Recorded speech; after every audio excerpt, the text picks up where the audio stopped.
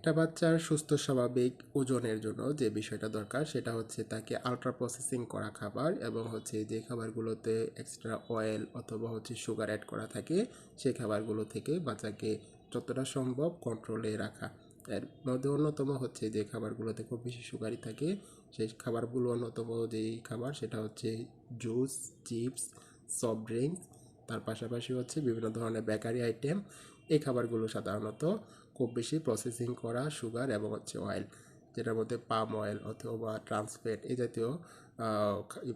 ইয়েগুলো উপাদানগুলো বেশি পরিমাণে থাকে, যেটা হচ্ছে বাচ্চাকে খুবই আনহেলদি একটা ওয়েট তৈরি করে, যেটা আবার পরবর্তীতে অনেক বাচ্চা আমাদের কাছে আসে যে ওয়েট রিডিউস করা দরকার হয়। একটা 8-10 বছরের বাচ্চা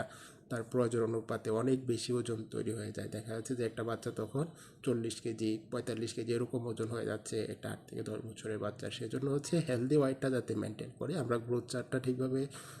মেনটেন করার চেষ্টা করবো এবং বাচ্চার হঠাৎ করে কোনো ওজন বেড়ে যাচ্ছে কিনা সেই বিষয়গুলো খেয়াল রাখবো।